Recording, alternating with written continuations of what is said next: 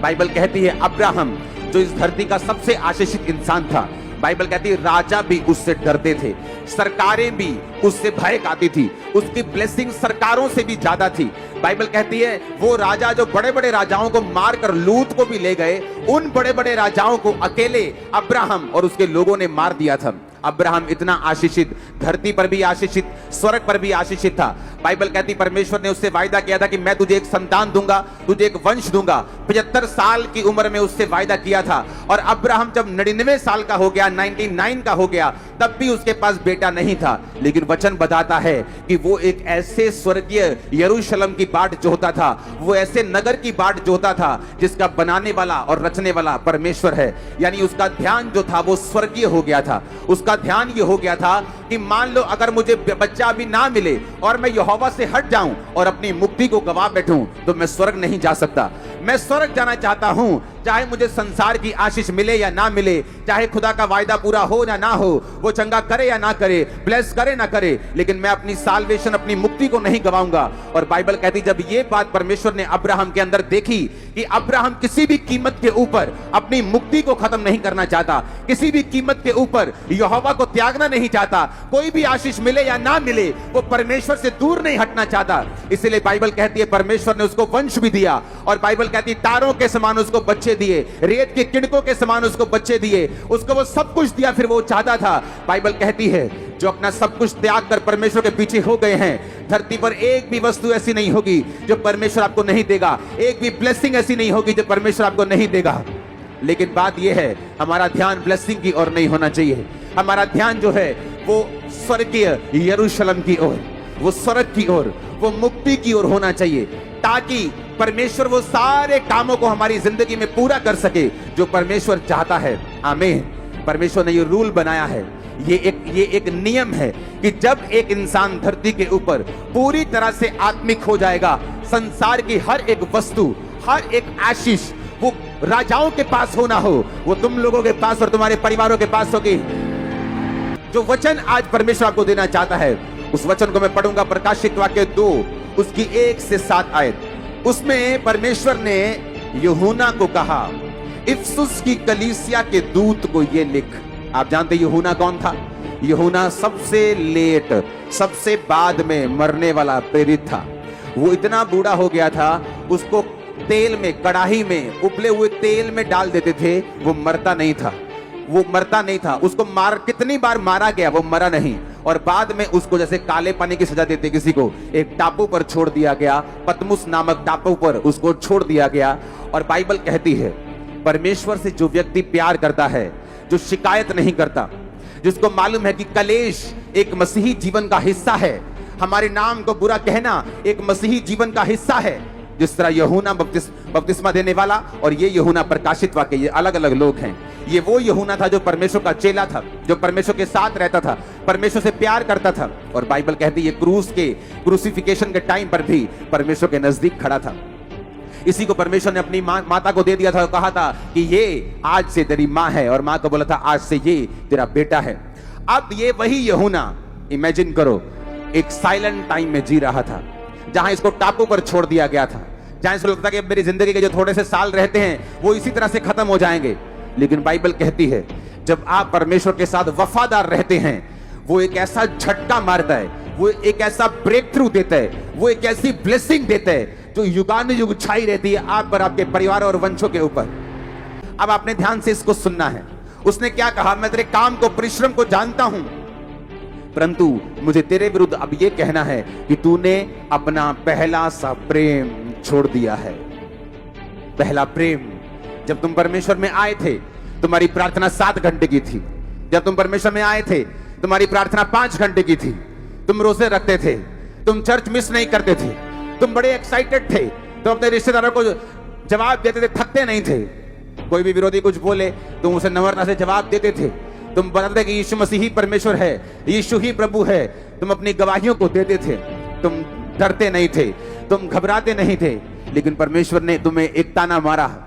उसने कहा मैं तुम्हारे काम को जानता हूं, मैं तुम्हारे परिश्रम को जानता हूं, मैं तुम्हारे धीरज को भी जानता हूं, मैं ये भी जानता हूं कि तू बुरे लोगों को देख नहीं सकता, मैं ये भी जानता हूं कि तुम्हारी तरह ही बहुत से लोग नकली भी उठने की कोशिश कर रहे हैं। मैं ये भी जानता हूं कि तू मेरे नाम के कारण दुख भी उठाता है, पर मुझे तेरे विरुद्ध ये कहना है कि तूने अपना पहला प्रेम, जो पहला सा प्यार था मेरे विरुद्ध, वो तूने छोड़ दिया है। उसने कहा तूने मुझसे पहला प्यार छोड़ दिया है। पहला प्यार याद करो, जब तुम परमेश्वर में आए थे तुम चर्च मिस नहीं करते थे। जब तुम परमेश्वर में आए थे तुम मीटिंग्स मिस नहीं करते थे। जब तुम परमेश्वर में आए थे तुम्हारी प्रार्थना कितने घंटों की थी। जब तुम परमेश्वर में आए थे किस लेवल की पवित्रताई में तुम जीते थे। जब तुम परमेश्वर में आए थे किस तरह से तुम प्रार्थना करते थे, किस तरह से तुम वर्शिप करते थे, किस तरह से तुम रोजे रखते थे। अब परमेश्वर तुम्हारे खिलाफ ये कहता है कि स्मरण कर तुम कहां से गिरे हो। कहता है याद कर तुम कहां से गिरना शुरू हुए। स्मरण कर तुम टीवी नहीं देखते थे। स्मरण करो तुम फोन पर नहीं थे। स्मरण करो तुम कहां से गिरे हो। स्मरण करो, याद करो तुम्हारी जिंदगी आत्मिक जो पहले साल मसीह में थी, जो दूसरे साल थी, या जब तुमने असल में तौबा की, जब तुम्हारी जिंदगी वैसी थी तब कैसी थी। परमेश्वर ने कहा याद करो तुम कहां से गिरे हो। शैतान ये चाहता है अंत के दिनों में कि तुम्हारी दीवट, यानी तुम्हें दी हुई रोशनी, तुम्हें दी हुई ब्लेसिंग, तुम्हें दिया हुआ रुतबा, तुम्हें दी हुई कुर्सी, तुम्हारी दी हुई ब्लेसिंग, परमेश्वर की दी हुई ग्रेस, परमेश्वर की दी हुई ताकत, उसका दिया हुआ अनुग्रह जो तुम्हारे सिर के ऊपर है, परमेश्वर कहता है शैतान चाहता है कि ये हट जाए। इसलिए वो चाहता है कि तुम पाप करो, इसलिए वो चाहता है तुम पहला सा प्रेम छोड़ दो। परमेश्वर ने कहा ध्यान करो, मन फिराओ, देखो तुम कहां से गिरे हो।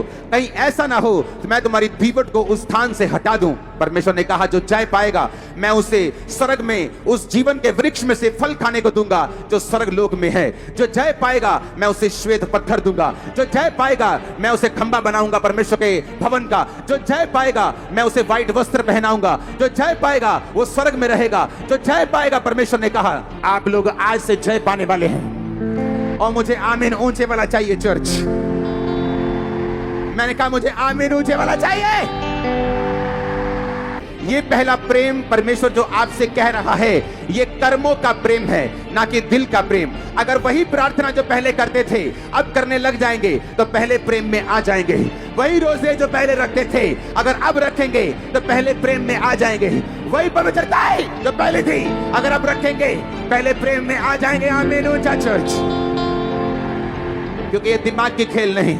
आपके दिमाग में अविश्वास हो सकता है कि परमेश्वर इसको चंगा करेगा या नहीं करेगा, वो इसको उठाएगा कि नहीं उठाएगा। आपके दिमाग में शक हो सकता है, लेकिन उस शक के बावजूद अगर आप प्रार्थना करना ना छोड़े, उस शक के बावजूद अगर आप भवन जाना ना छोड़े, उस शक के बावजूद आप बोना ना छोड़े, प्रार्थना ना छोड़े, फास्टिंग ना छोड़े, पवित्रताई ना छोड़े, वो शक नहीं है। फिर आप उस रुमाल को उठता हुआ, अपनी लाइफ को ब्लेस होता हुआ, चमत्कारों को होता हुआ देखने वाले यीशु मसीह के सामर्थ्य नाम में। हालेलुया। परमेश्वर ने कहा तूने अपना पहला सा प्यार छोड़ दिया है। लोग पूछते हैं कि मैं पहला प्यार कैसे करूं, क्योंकि मुझे वो फीलिंग अब परमेश्वर के लिए नहीं है। जैसे मैं पहले एक्साइटेड रहता था, कोई छुट्टी नहीं करता था, अब मेरी एक्साइटमेंट थोड़ी थोड़ी कम हो गई। वो चाहे कम हो जाए, क्योंकि हर तरह का मौसम आपकी लाइफ में आता है। मेरी लाइफ में भी रहा है जब परमेश्वर ने बहुत से मिरेकल किए मेरी लाइफ में।